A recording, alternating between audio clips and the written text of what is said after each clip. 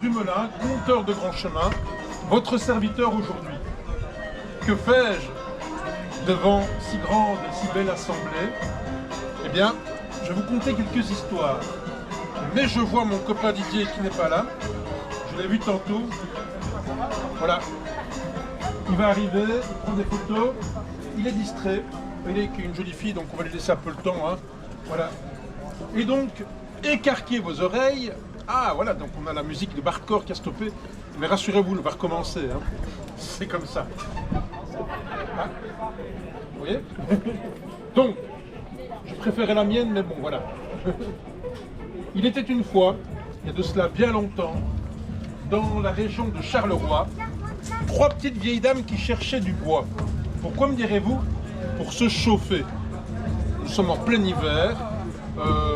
Les Tartares ont attaqué les Ukrainiens, ce qui fait que le bois de chauffage qui transite par l'Ukraine n'arrive plus. Les musulmans ont bloqué le détroit d'Ormuz. Nos petites vieilles meurent de froid. Alors, oui, déjà.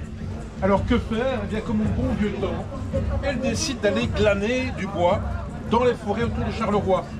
Les forêts, les terrils, hein, on avait déjà. Et chacune ramasse un gros tas de bois pour se chauffer. Et tout en cherchant du bois, elle découvre, là, pris au piège, un renard. Un renard pris dans ce qu'on appelle un collet. Est-ce que tu sais ce que c'est un collet? Eh bien, tout jeune homme de ton âge au Moyen-Âge le saurait.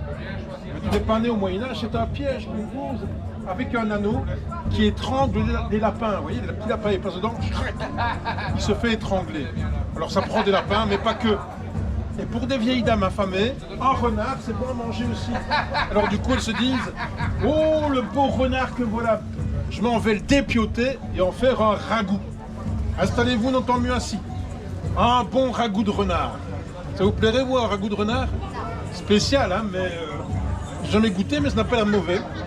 Alors, donc, la première dit, on pourra le dépioter et le manger. La deuxième, qui est frileuse, dit, avec sa peau, je me ferai des mitaines, des gants, pour avoir bien chaud. Et la troisième, qui est taiseuse, elle ne dit rien. Et comme elle ne dit rien, est-ce que ça vous arrangerait que je prenne le micro ou bien ça va comme ça? Ouais. Bon. On va vous laisser le choix. Comme ça, vous aurez un titre de comparaison. Et la troisième, qui est taiseuse, ne dit rien. Et le renard leur dit, « Mesdames, si vous me laissez la vie sauve, je payerai ma rançon en exaucant pour chacune un vœu. » Oh, moi, dit la première, j'aimerais de nouvelles dents. À 85 ans, on n'a pas de bonnes dents, hein. Et je rêve depuis des années de manger dans une pomme, comme quand j'étais jeune, vous savez, croquer sans la moindre crainte. Manger des pommes et aussi des côtes à l'os. Oui, les petites vieilles dames ont aussi des fantasmes de côte à l'os, oui. Et moi, dit la deuxième, je suis frileuse, j'en ai marre d'être dans la forêt chercher du bois. Ce qui me plairait, c'est que le bois vienne directement dans mon salon. Comme ça, je pourrais rester bien au chaud, devant Netflix. Oui, déjà à l'époque, oui. Et donc, la troisième, elle ne dit, elle ne dit rien, puisqu'elle est taiseuse.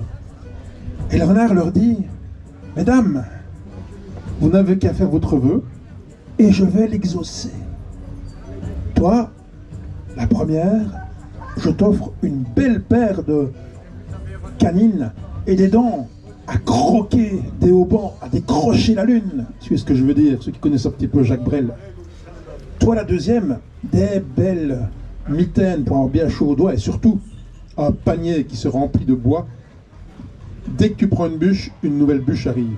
Hein, partant de crise énergétique, c'est intéressant. Et toi, la troisième, que veux-tu? Moi, je ne veux rien. J'ai idée qu'une chose qu'on demande à quelqu'un sous la contrainte, c'est pas un bon plan. Tu ne veux rien, mais tu auras tout.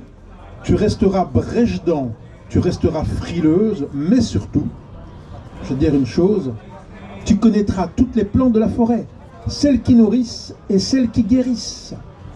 Et ainsi fut fait. Le renard enseigne à la troisième dame, toutes les nuits de pleine lune, les plantes de la forêt. Les plantes sorcières qui guérissent et les plantes de survie qui nourrissent. Et ainsi, grâce à ses connaissances, elle a toujours chez elle de bonnes confitures, de bonnes baies juteuses à manger. Et l'hiver, elle n'a jamais froid, puisque en échange de cette tisane contre la gueule de bois, les bûcherons lui amènent de pleines bûches pour se chauffer. Et c'est ainsi que notre troisième vécut parfaitement heureuse, certes sans bonnes dents, certes étant toujours frileuse, mais toujours bien entourée. Quant aux deux autres, la première se brisa les dents sur une côte à l'os, et la deuxième, un jour, on lui piqua son panier, et elle mourut de froid. Comme quoi, c'est pas toujours le premier qui a la meilleure part.